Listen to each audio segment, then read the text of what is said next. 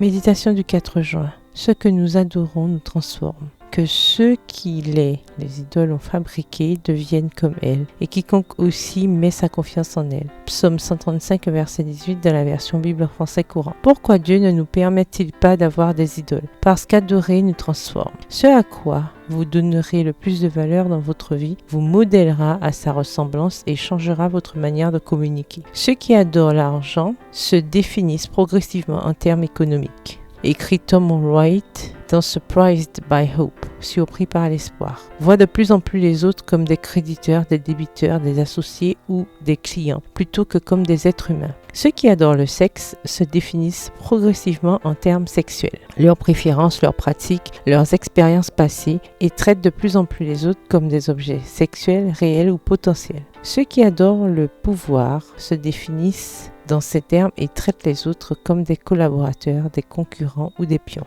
Dieu nous a créés à son image, mais l'idolâtrie nous transforme à l'image de nos idoles. Ce que nous adorons nous transforme. L'addiction au travail est une forme d'idolâtrie que nous tolérons généralement et dont nous faisons même la promotion. Être travailleuse est évidemment important. Cependant, le travail peut devenir malsain s'il met en jeu notre identité. Que ce soit comme épouse ou mère au foyer, comme professionnelle dans une entreprise ou les deux, prêtez attention à votre relation avec le travail. Travaillez-vous pour gagner l'approbation et les applaudissements? La productivité et l'efficacité sont-elles les valeurs fondamentales de votre vie? Mettez-vous votre santé en danger pour faire plus de choses? Si le travail est votre idole, il vous transformera à son image. Il vous fera croire que votre valeur vient de votre productivité et non de ce que vous êtes en Christ. L'auteur Paul Miller raconte comment une crise familiale l'a amené à cesser de travailler quelque temps et à réévaluer sa vie. Pendant ce temps de réflexion, il a compris l'inefficacité de l'amour. L'amour vrai et désintéressé n'est pas efficace. Il ne peut pas l'être parce que l'amour est une question de personnes et les personnes ne sont pas des machines. Elles ne peuvent pas être programmées pour satisfaire nos besoins.